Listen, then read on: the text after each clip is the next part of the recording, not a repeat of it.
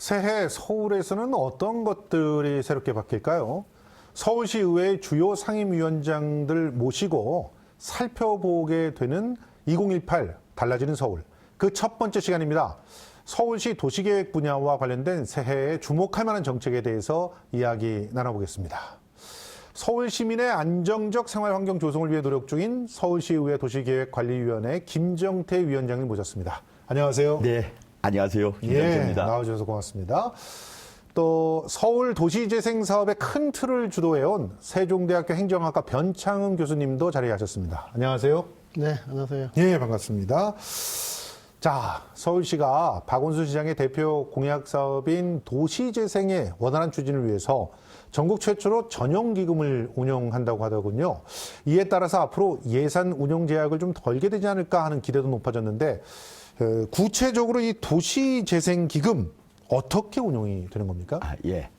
우리 전국 최초로 서울시에서는 원래 우리 도시재생기금을 만들었습니다. 예. 또 이와 별도로 우리 도시재생지원센터도 만들었고요. 예. 우리 도시재생위원회를 또 별도로 만들었습니다. 예. 우리 재생지원센터와 위원회는 이미 운영 중에 있고요. 예. 내년 새해 최초로 우리 도시재생기금이 운영되고 있습니다. 예. 재생지금은 우리 서울시만 있는 과밀부담금이라는 재원을 이용을 해서 예. 지금 첫 해에 340억을 만들었는데요. 예. 요 금액들은 우리 서울시의 재생 활성화 지역이라고 예. 볼 수 있습니다. 우리 영등포라든가 예. 용산 전자상가, 예. 세운상가, 또 내년에는 지금 2019년 3.1절 예. 100주년 기념관 예. 투입할 예정이고요. 예. 이게 안정적인 재생 사업을 추진을 하기 위해서 최초로 만든 기금입니다. 그러니까 이 도시재생기금이라고 하면은 지방자치법 142조와 서울특별시 도시재생기금 설치 조례를 그렇습니다. 근거로 해서 예.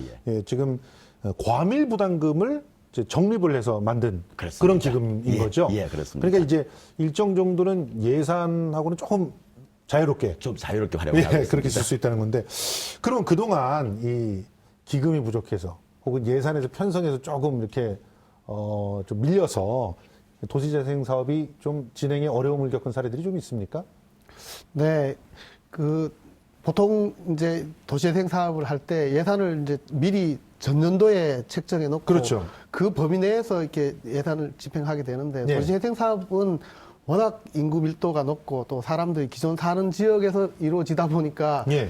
예상한 것보다 더 많이 집행되거나 또는 예산 쓰기로 했는데 주민들이 반대하거나 또 다른 그래서 못 쓰고. 여러 가지 때문에 못하는 경우에 이 경직성 때문에 사업을 추진하기 상당히 좀 어려워지는 문제가 많이 생기게 됩니다. 예. 그래서 이제 기금으로 운영을 하면 예. 한 20% 정도 범위 내에서는 예. 이제 자유롭게 그 시의회의 의결을 받지 않고 이제 집행할 수 있는 가능성이 있기 때문에 예산 운영의 경직성을 특히 도시재생 사업에 대해서는 좀 완화하기 위해서 만든 제도다 이렇게 보시면 되겠습니다. 그러니까 경직성, 예산 이런 얘기를 좀 얘기하셨는데, 실제로 저도 공공기관에서 일을 해보니까 예. 아니 분명히 현장에서는 굉장히 변화무쌍하게 일이 돌아가지 않습니까? 그렇습니다. 그런데 예산은 미리 1년 전에 정해놔가지고 정해놓은 예. 그 예산을 다 안 써도 문제고 남아도 오버해서 문제고. 써도 그렇습니다. 문제고 예. 그런 문제가 벌어지기 때문에 기금이 좀 뭐랄까 조금 거기에 윤활유를 갖다 이렇게 끼얹어 주는 그런 역할을 한다 이런 얘기인데, 기대할 수 있는 구체적인 효과 또 어떤 것들이 있을까요? 지금 우리 재생사업의 특징이 첫 번째는 장기간, 또 두 번째는 과다한 재정 소요가 줄어드는 거고요. 예. 세 번째는 주민들의 자치 역량을 강화시켜서 주민들의 참여 소요하여야 되는 것에서 말씀하신 것처럼 이게 융통성이 필요한 분야가 있습니다. 예. 지금 서울시에는 25개 지역에 재생 활성화 지역이 있습니다. 예. 25개 재생 지역에 특히 우리 재생 기반 사업 그리고 우리 주민 자치 역량 사업을 아마 획기적으로 더 강화시키지 않을까 그렇게 기대를 하고 있습니다. 예.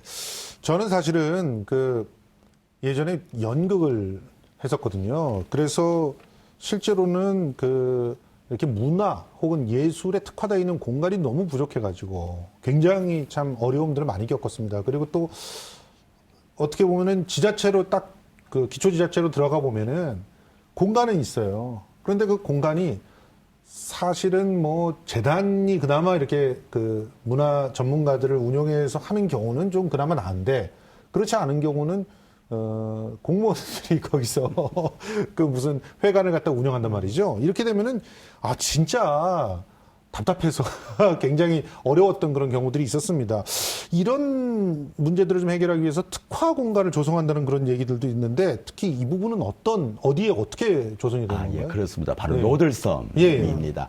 원래 우리 한강대교가 개통된 지 100주년이었는데요. 예. 그 한강대교 가운데 120만 제곱미터의 거대한 우리 노들섬이 있습니다. 예. 그동안 좀 놀고 있었는데 그 공간에다가 우리 복합 문화 공간을 만들 겁니다. 예. 그 복합 문화 공간은 한 500여 석 규모의 우리 공연장도 있을 거고요. 예. 우리 문화 창작 관련 우리 예술인들이 함께 할 수 있는 우리 업무 공간도 생기고 예. 우리 마을 장터도 있고요. 예. 특히 맹꽁이가 살아있는 우리 숲도 좀 조성을 해서 예. 우리 시민들이 또는 예술인들이 함께 창작하고 함께 공유하는 전혀 새로운 문화 경관을 준비를 하고 있습니다. 내년 12월에 완공될 예정입니다.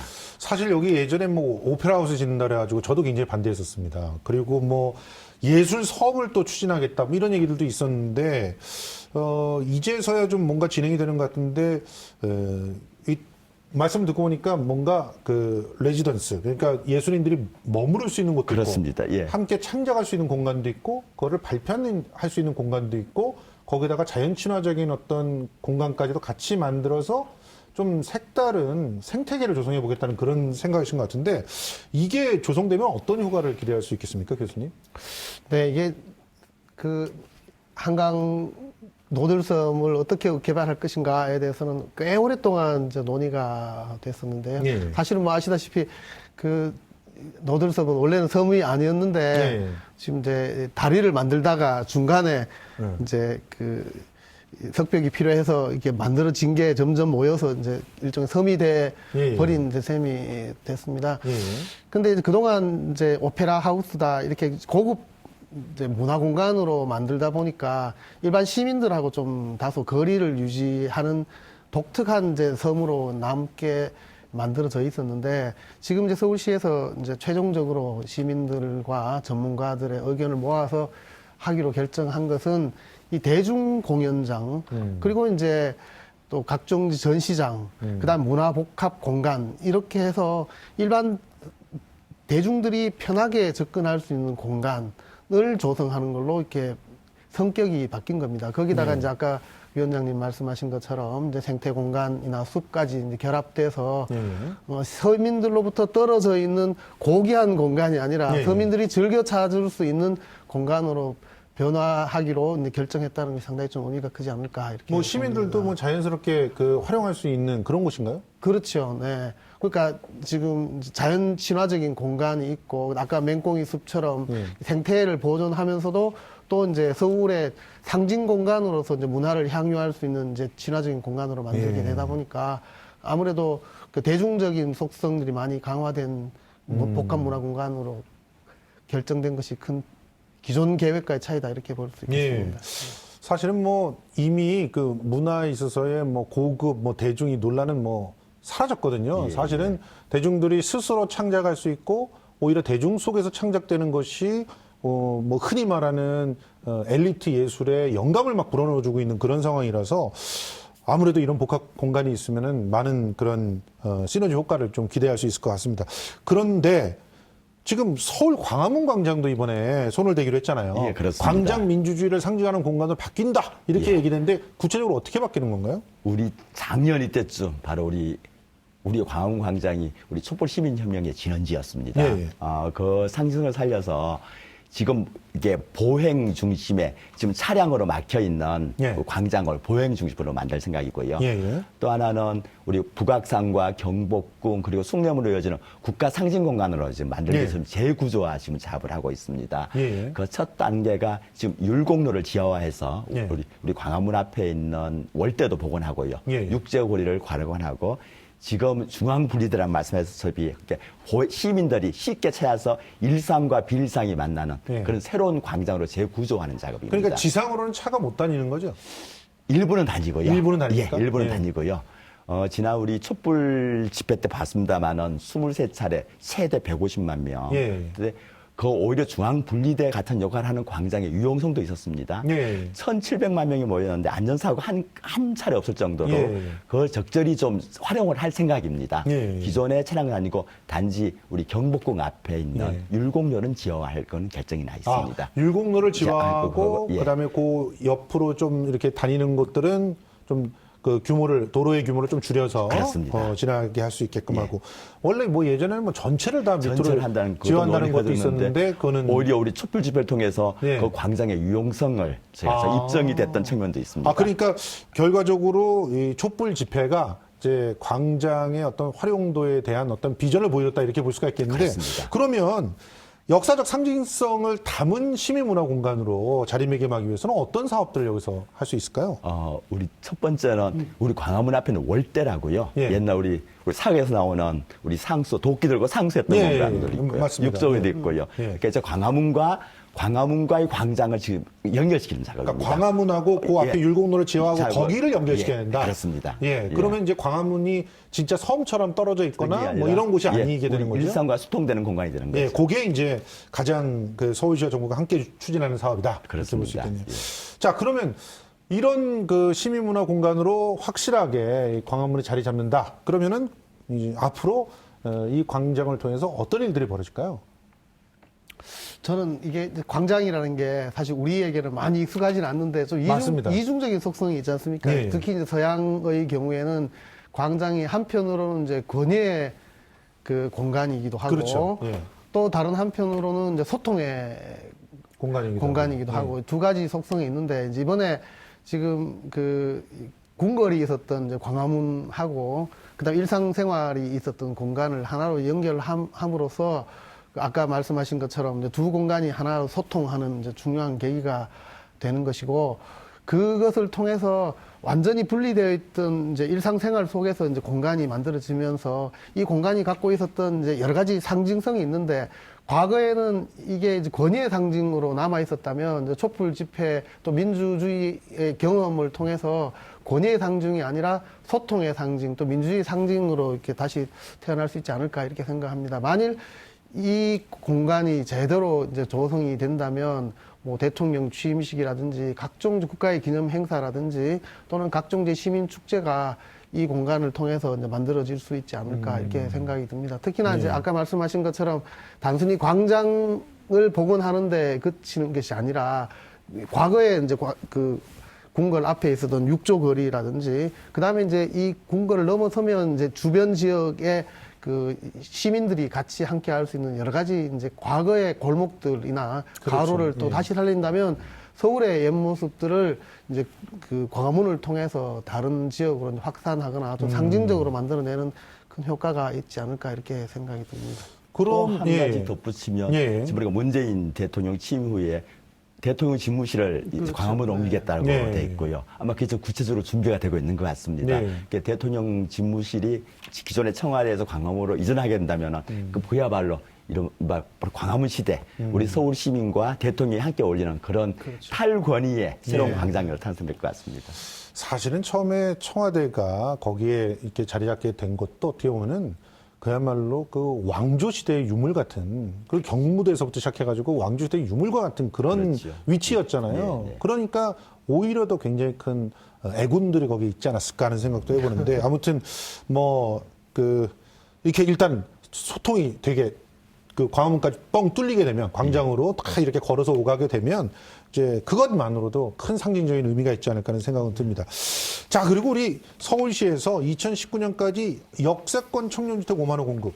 이 뭐 그야말로 서울시가 책임지고 해내겠다. 그래서 굉장히 야심차게 진행되고 있는데 여기에 대해서는 뭐 여러 가지 얘기들이 많아요. 그런데 일단 이 사업과 관련해서 2018년에는 어떤 사업이 추진이 되는 겁니까? 바로 우리 가장 지금 주거 문제에 고통받고 있는 세대들, 바로 청년 세대들입니다. 예. 우리 서울시 대표적 사업이 우리 역세권 2030 청년주택 예. 사업인데 예. 바로 우리 앞에 계시는 우리 변창훈 교수께서 발의자 중에 한 분이십니다. 예.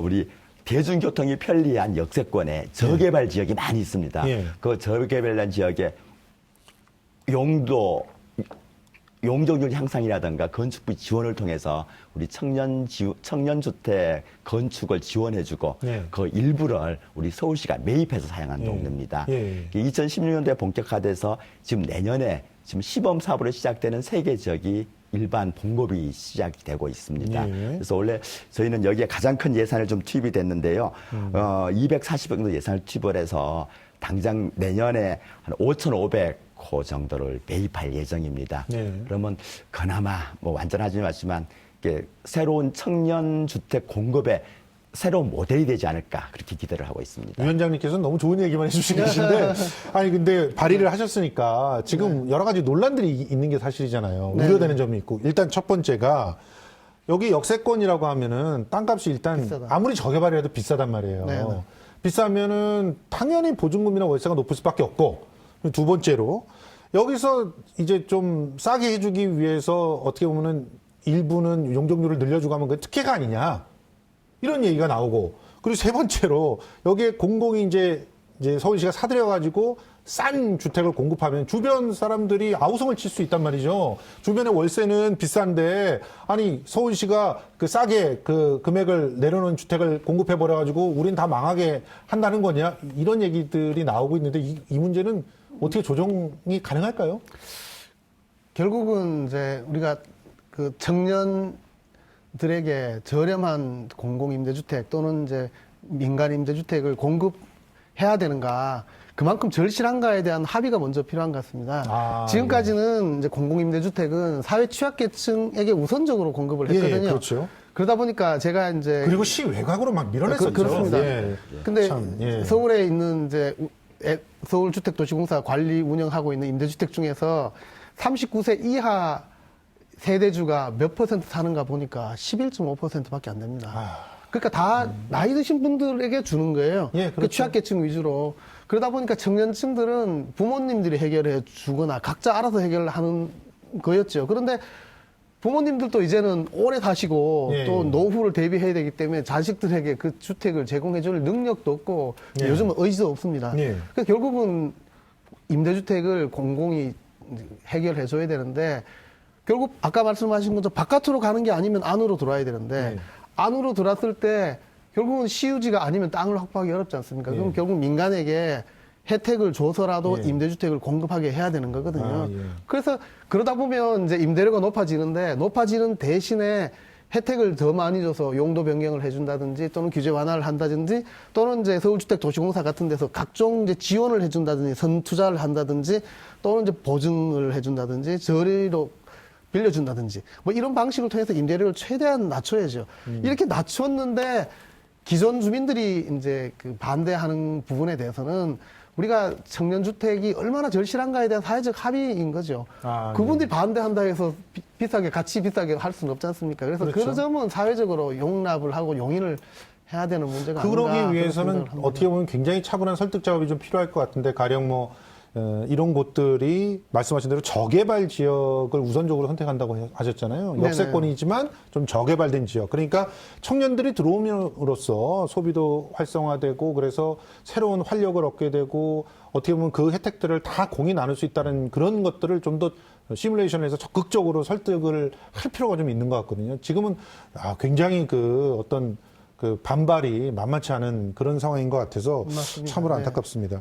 자, 그리고 이 캠퍼스 타운 건립 문제, 이 문제도 좀 여쭤보고 싶어요. 지금 이 캠퍼스 타운 건립 문제도 계획은 굉장히 야심차게 좀 진행이 되고 있는데, 구체적으로 어떤 형태의 사업인 거죠? 이런 겁니다. 지금 네. 서울시에서는 지금 대학교가 52개 있습니다. 그렇죠. 65만 명의 재학생이 있고요. 근데 그 대학들 좀 이렇게 그 대학들을 좀 대학들을- 서울대라든가 연대라든가 고대 이런 데를 좀 지역으로 좀 가게 하면 안 될까요? 그렇습니다. 바로 그겁니다. 저 캠프타운이라는 게 이런 거거든요. 예.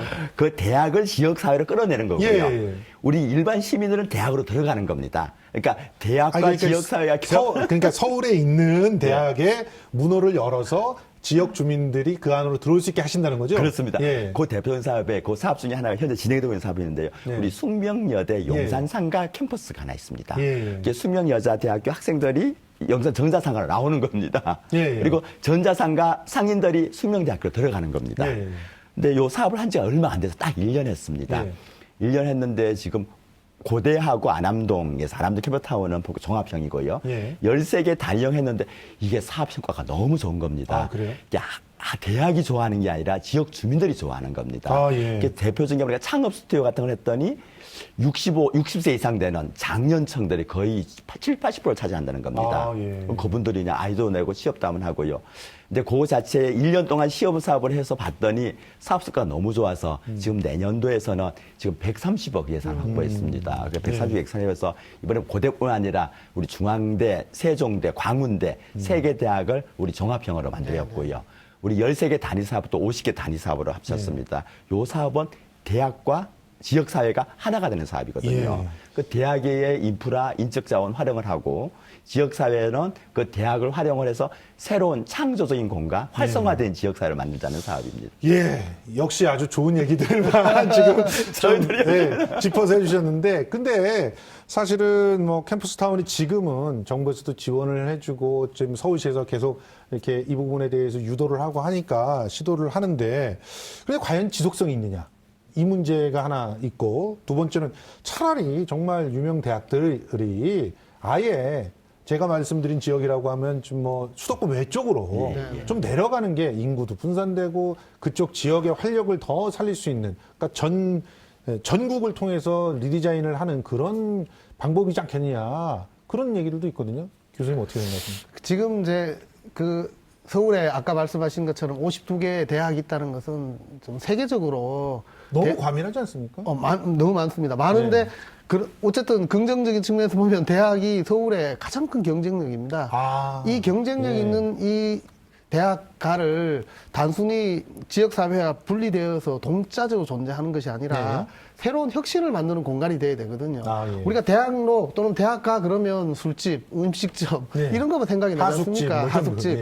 그러니까 대학가가 그야말로 혁신의 공간이 돼서 요즘 뭐 4차 산업혁명이다 뭐 이렇게 혁신의 공간이라는 게 소통하고 공유하고 새로운 아이디어로 상품을 만들어내야 되는데 그 만들어내는 원천이 바로 대학가가 돼야 되는 거거든요. 대학 졸업한 학생들이 다른 데서 창업할 것이 아니라 학교 근처에 와서 창업하고 후배들하고 교수님들하고 같이 어울려서 새로운 아이디어를 만들어내고 서로 위로하고 협력하는 이 공간으로 완전히 재편하는 겁니다.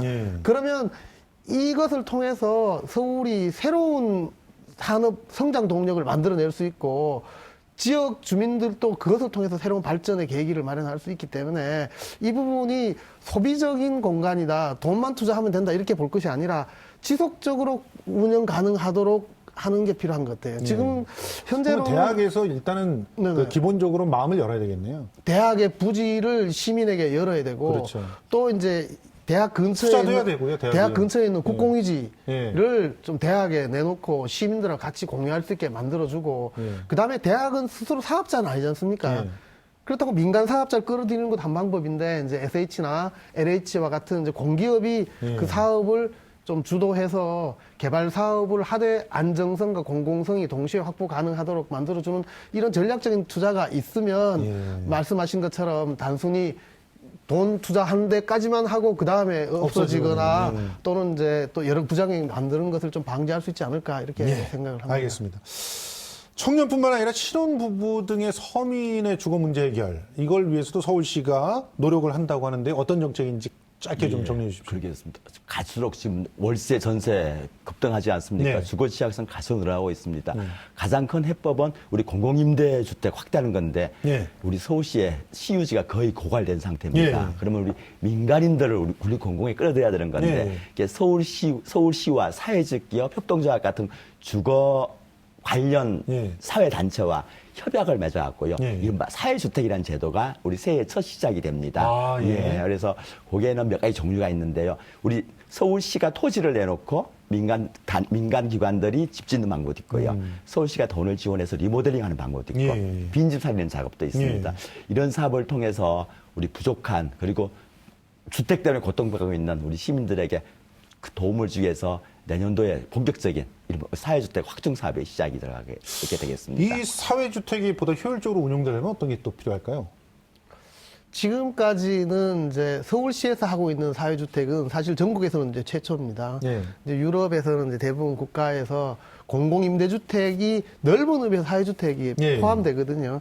그래서 이제 이 주택협동조합이라든지 또는 사회적 기업 뭐 이런 데서 이 사회주택을 공급을 하는 겁니다. 예. 그러니까 민간 임대주택인데 공공성을 띠는 주택이라고 할 수 있죠. 근데 그런 나라들은 대부분 이제 시유지를 확보했다가 예. 사회적 기업 하는 이제 운영자에게 땅을 빌려주거든요. 예. 50년, 100년 이렇게 빌려주는데 우리는 시유지가 많지는 않지 않습니까? 예.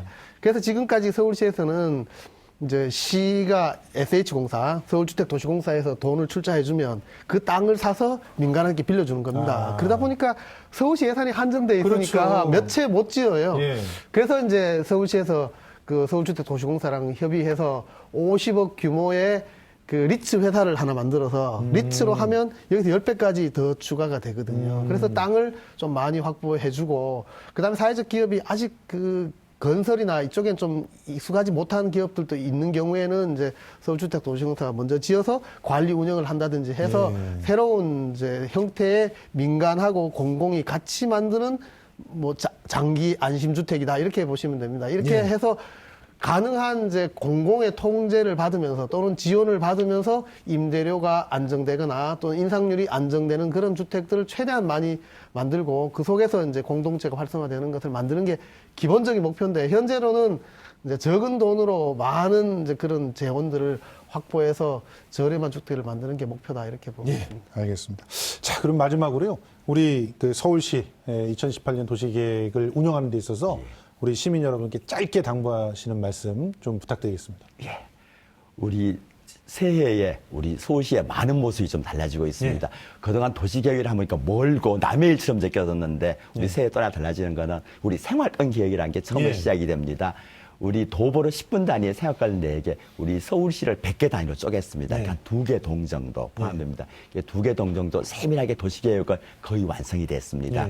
2월 말에 이제 시민들 앞에 선보일 예정입니다. 예. 우리 도시계획을 통해 우리 시민들이 더욱 안전하고 예. 편안하고 행복한 서울시에 만들어 나가고자 합니다. 예, 일단은 시민들과 조금 더 그 밀접한 그런 소통들이 더 필요하지 않을까 하는 생각도 듭니다. 서울시의회 김정태 도시계획관리위원장 그리고 세종대학교 행정학과 변창훈 교수님 모시고 2018년에 달라지는 서울시 도시계획 정책에 대해서 얘기 나눠봤습니다. 두 분 고맙습니다. 네. 고맙습니다.